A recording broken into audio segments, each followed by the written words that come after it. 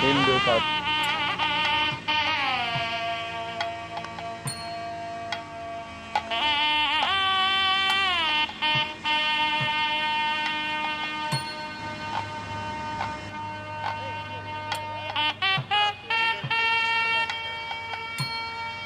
It's an artistic pan, right?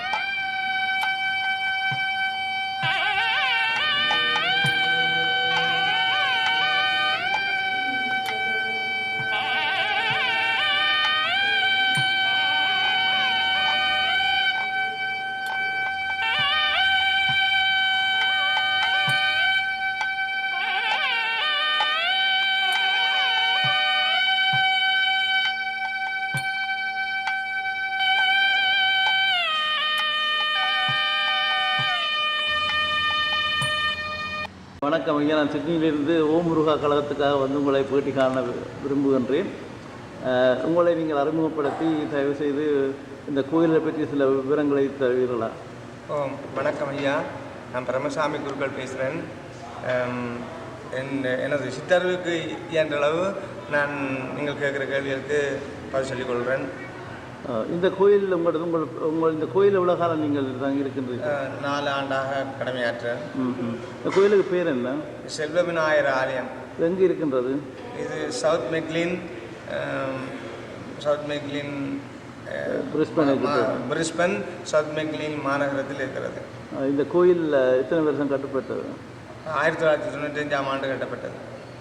இந்த கோயிலுக்குரிய பக்தர்கள் அதிகமாக இலங்கை தமிழர்கள் தான் கட்டின கோயில்கள் நினைக்கின்றேன். இலங்கை தமிழர்கள், இந்தியா தமிழர்கள், வேறு மக்களும் இருக்கிறார்கள். எத்தனை கால பூஜை நடக்கும் இந்த கோயில்? 2 கால பூஜை நிகழ்கிறது. எத்தனை மணிக்கு தொடங்குறது? காலையில் 9 மணிக்கு ஒரு பூஜை, இரவு 7:30 மணிக்கு ஒரு பூஜை, சனி ஞாயிறும் 6 மணிக்கு நிகழ்கிறது. முழு நாளும் திறந்திருக்கிற கோயிலா அல்லது? இல்லை, 11 மணி காலையில் 7:30 மணிக்கு கோவில் நடை திறக்கப்படுது.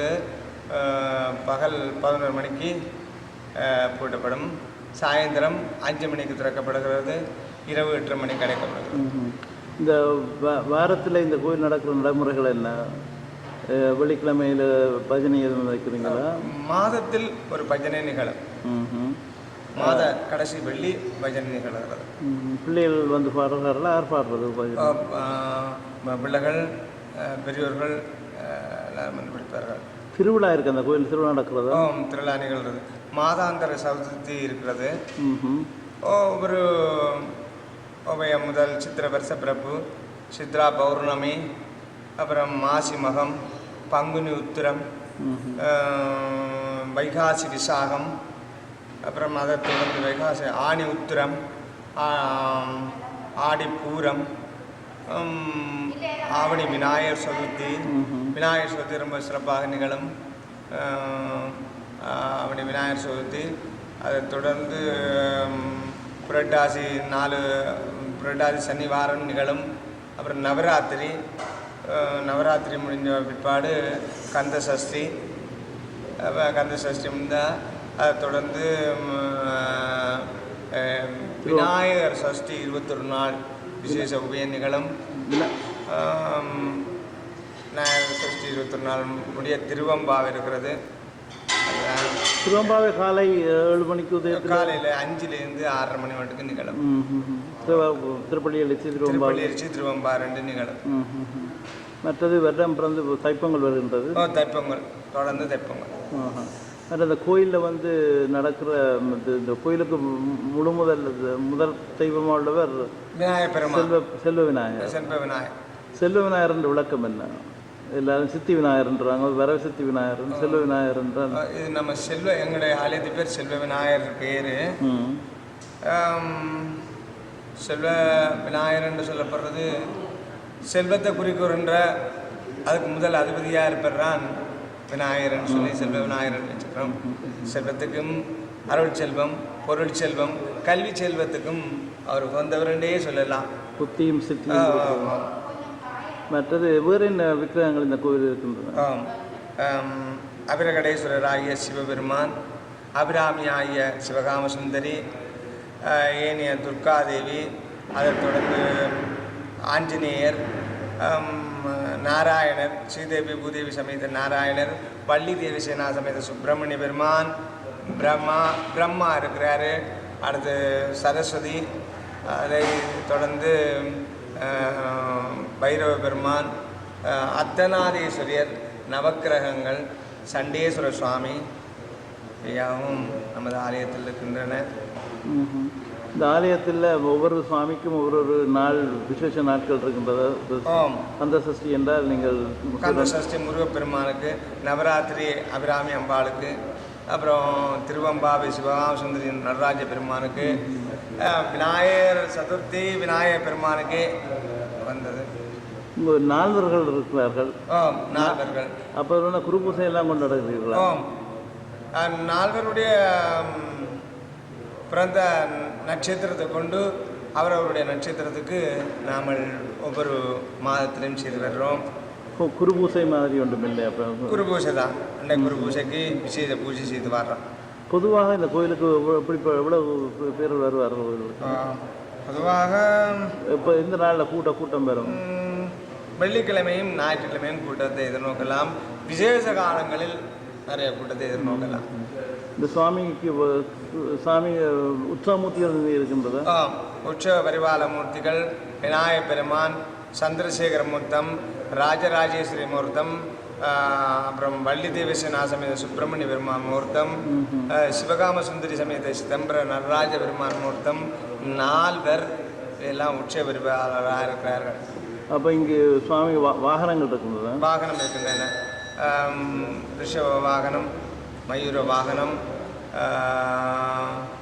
மற்றது மூஷிக வாகனம். மற்றது இங்கே ஒரு சூரசம்மாரத்து சூரன் இருக்காரு. மற்றது ஒவ்வொரு நாளும் தேவாரம் பாடுறீங்கள். தேவாரங்கள் நாம் ஒவ்வொரு உபயங்களும் நிகழ்கிற காலங்களில் பஞ்சபுராணம் படித்து கொள்கிறோம். உதாரணமாக விநாயகர் சதுர்த்தி வர்ற காலங்கள், அப்படி ஒவ்வொரு இது வர்ற காலங்களில் நாம் பஞ்சபுராணம் படிப்போம். அபிஷேகங்கள் என்ன மாதிரி நடக்கிற கோயில்? அபிஷேகம் உபயகாலங்கள் நிகழ்கிற அபிஷேகம் உண்டு. பொதுமக்கள் வேண்டுதலுக்காக செய்யப்படுற அபிஷேகங்களும் உண்டு. அதிகமாக அபிஷேகம் நடக்கின்றதா? நிகழ்கிறது. அபிஷேகம் நிகழ்ந்து கொண்டே இருக்கிறது. தினசரி அபிஷேகம் இருக்கின்றதா? அதிகமாக தினசரி என்று சொல்ல முடியாது. கூட்டம் குறைவு தான். வாரத்தில் 2 அபிஷேகம் நிகழும். இல்லை மாதம் ஒரு உபயங்கள் இருக்கிறதுனால அபிஷேகங்கள்லேயும் எழுந்து கொண்டிருக்கும். சிவன் பார்த்து இங்கே சிவலிங்கம் தான் இருக்கின்றது. லிங்கம் தான் இருக்குது. ஆனால் உற்சவ பரிபால மூர்த்தியாக சந்திரசேகர மூர்த்தம் இருக்கின்றன. நடராஜர் இருக்கிறார். நடராஜர் தனியே, சந்திரசேகரன் சிவனுடைய இதாக இருக்கிறார். சந்திரசேகர மூர்த்தம். மற்றது இந்த கோயில் வந்து கும்பாபிஷேகம் வருவதாக கேள்விப்படுகின்றோம். 2007 நிகழும். ஆனால் திகதி பஞ்சாங்கம் வரவிட்டு தான் நாங்கள் குறிப்பிட முடியும். அந்த நட்சத்திரம் ரேவதி நட்சத்திரத்தை பார்த்து செய்யப்படும். அவருடைய பஞ்சாங்கம் வந்த பிற்பாடான்னு சொல்லுவோம். ஆனால் 2007 நிகழ்ந்தது 12 வருடங்கள் முடிகின்றது. 12 வருஷத்துக்கு 12 வருஷம். என்ன மாற்றங்கள் செய்ய பெரும்பாலும் நாராயணன் சன்னிதானங்கள் பதிவாக இருக்கிற மாற்றம், முருகன் பெருமானுடைய சன்னிதானம் மாற்றங்கள் செய்திருக்கிறாங்க. நவக்கிரக பெருமானுடைய சன்னிதானம் மாற்றம் செய்திருக்கிறாங்க.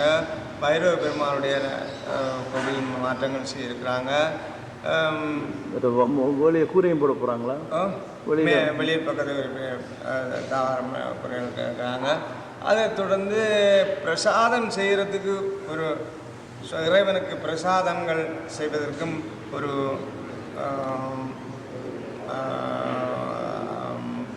பாகசாலை என்று சொல்லப்படுறது கண்டிருக்கிறாங்க. இந்த கோயில் கிருஷ்ணனிலிருந்து ஒரு 45 நிமிஷம் இந்த காரில் வர ரொம்ப தொலைவில் இருக்கின்றது. அதால் இந்த கோயில் குறிய வருமானங்களும் வேறு குறைவாக இருக்கின்றது. இல்லை, மக்கள் அந்த 45 நிமிஷத்தை இறைவனுடைய நாமத்தை தரிசித்துட்டு அவர்கள் அதை சிரமம் இல்லாமல் இந்த கோயிலுக்கு வந்து கொண்டிருக்கிறார்கள். அப்போ அங்கே கிட்ட கோவில் இருந்தால் இன்னும் பார்க்க விசேஷமாக சிட்டிமுருகன் கோவில் கிட்ட இருப்பதால் ரொம்ப கூட்டம். நாம் இந்த ஆலயம் வந்து இங்கே அமைந்திருக்குன்னு சொன்னால் அது இறைவனுடைய அற்புதம். முருகனுடைய ஆலயம் சிட்னியில் அமைந்தது, அதுவும் ஒரு இறைவனுடைய திருவருள். மனிதரால் மனிதரால் நிகழ்ந்ததில்லை, இறைவனாலால் நிகழ்ந்தது. அது நாம் என்றும் சொல்ல முடியாது. எங்கட கையில் இல்லை கோயில் நடத்த எங்கே உருவாகிறதுன்று. இது இந்த கோயிலில் வந்து பெரிய பரப்பளப்பு சுற்று பார்க்க போனால் ஞாபக விசாலமான இடத்துல அமைந்துள்ளது. எத்தனையோ பரப்பளவில் இந்த கோயில் அமைந்திருக்கின்றது. பக்கத்தில் கேணி ஒன்று இருக்குதாக்கும்.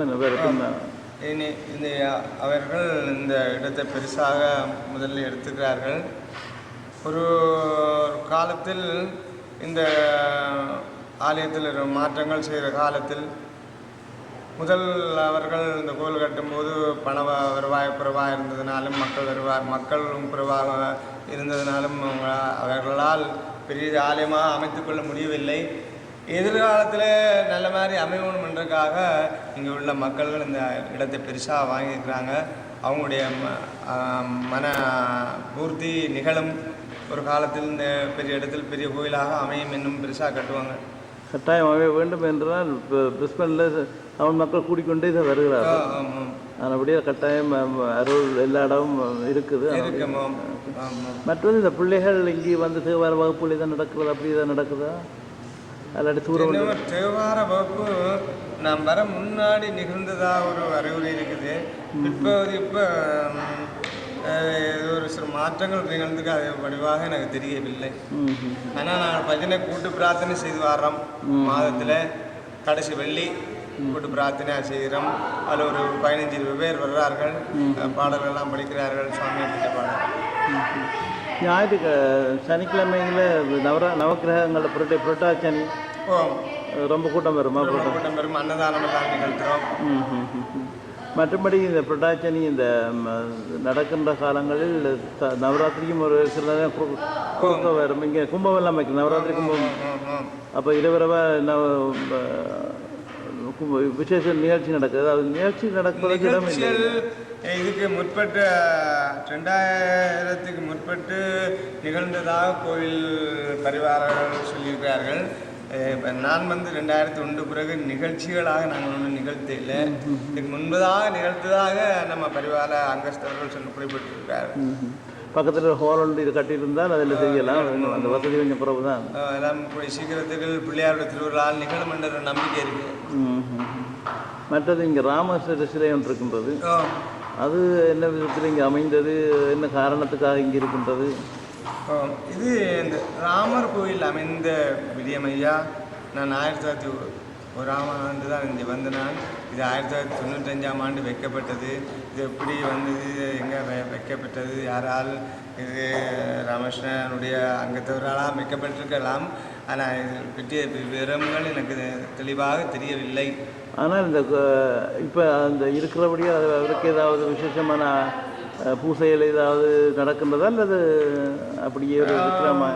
இதுக்கு விசேஷமான பூஜைகளாக நம்ம ஒன்றும் இதுவரை செய்துவரே இல்லை. நிர்வாகம் 95ஆம் ஆண்டு செய்துவரே இல்லை. ஆனால் இங்கே இதுக்கு ஒரு அங்கத்தவர்கள், ராமகிருஷ்ணன் அங்கத்தவர்கள் என்று பலர் இருக்கிறார்கள்.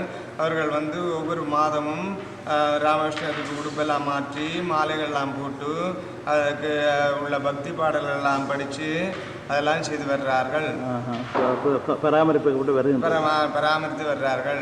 மாதத்தில் 2 தடவையாவது 3 தடவையாவது வஸ்திரம் எல்லாம் உணர்ந்து போட்டு அவர்களுக்கு புஷ்பமெல்லாம் போட்டு அவங்க ஆராத்திரி எடுத்து அவங்கள அதை பிரார்த்தனைகளை செய்கிறாங்க. முடமாவடி கோயில். முடமாவடி கோயில். அந்த கோயிலும் உங்களோட தகப்பனார் புது பண்ணார். 1955ஆம் ஆண்டு போயிருக்கிறீங்களா அந்த கோயிலுக்கு? கோயிலுக்கு போயிருக்கேன். அந்த கோயிலில் தானே சக்கரம் இருக்காம என்ன அம்மன் சக்கரம்? நான் சிறு வயதில் போனதுனால எனக்கு அங்கே விவரங்களை எவ்வளோ காலம் கூட தகப்பனார் அங்கே ஒரு 6-7 வருஷம் பண்ணியிருப்பாரு. அப்போ எனக்கு ஒரு 10-12 வயசு தான் இருக்கும். அப்போ நீங்கள் எங்கே இருந்தீங்க? நான் குக்குவில்ல என்னோட பூர்வீகம். பாலியம்மன் கோயிலுக்கு போயிருக்கிறேன். சட்டநாத கோயில்? சட்டநாத கோயிலுக்கு போயிருக்கிறேன். சிறு வயதில் போயிருக்கேன். நான் 19 வயதுலேருந்து கொழும்புல இருந்தேன். அதுக்கு மேலே 20-25 வயதுக்கு மேலே சிங்கப்பூர் வந்துட்டேன். நான் வடிவாக விவரங்கள் தெரியல. சிங்கப்பூரில் எந்த கோயில் இருந்தீங்க? சிங்கப்பூரில் கண்டமெண்ட் ரோட் மன்மத காரணேஸ்வரி ஆலயத்தில் நீண்ட காலம் இருந்தால். சவுத் பிரிட்ஜ் மாரியம்மன் கோயில் இருந்தான். சவுத் பிரிட்ஜ் மாரியம்மன் பெரிய கோயில். தீக்குளிப்பெல்லாம் செய்கிறவங்க 3 வருஷமாக கடமையாற்றினேன். தீக்குளிப்பெல்லாம் செய்கிறவங்க தீமிதிப்புகள் இப்போ நடக்குதா? தீமிதிப்பு இப்பவும் இருக்குது. இவ்வளோ சுற்றி போட்டு வந்துருக்குறீங்க. திருவிழா ஐயா நம்மளால் ஆகப்போதில்லை. குருவானவனை அழைக்கிறதெல்லாம் இறைவன் தான். நாம் நினைச்சு ஒரு இடத்துல போய் குருவா கடமையாற்ற முடியாது. நாம் நினைச்சு இன்றைக்கு இப்போ முருகன் கோயிலுக்குள்ளே புகுந்து அர்ச்சகராக அவர் பண்ண முடியாது. எங்களை முருக பெருமான் நாங்கள் அழைக்கணும். எல்லாத்தையும் கொடுத்து வைக்கணும். எல்லாம் கடவுள் ஒன்று தான். எந்த கோயில் இருந்தாலும் அந்த தொண்டு செய்வதானே. அந்த கோயில் பெருசு இந்த கோயில் பெருசு இல்லை. இல்லை இறைவன்கள் எல்லாம் ஒன்று. கூட ஆட்கள் வேற இந்த கோயிலுக்கு இந்த தன்மையும் கூடிக்கொண்டே அவ்வளவுக்கு எவ்வளோ நாம் உருவை உண்டாக்குறோமோ அவ்வளவுக்கு எவ்வளோ அருளை கொடுத்து கொண்டே இருப்பார் இறைவன். குருவிலான் இருக்கிறது எல்லாம். குருவானவன் கோவிலில் இருந்து பரிபாலிக்கின்ற இறைவன்களுக்கு எப்படி என்ன மாதிரி பூஜை புனக்காரங்களை செய்து வரானோ அவன் தான் உருவை உண்டாக்குறான். இந்த உருவு மாறி மக்களுக்கு அருளாக கொடுக்குறது. குரு முக்கியம். குரு தான் முக்கியம். குரு தன்னுடைய கைங்கரியங்களை சிறந்த முறையில் கடமையாற்றி வந்தானா இருந்தால் அந்த இறைவனுக்கு அருள் பிரபலித்து கொண்டே இருக்கும்.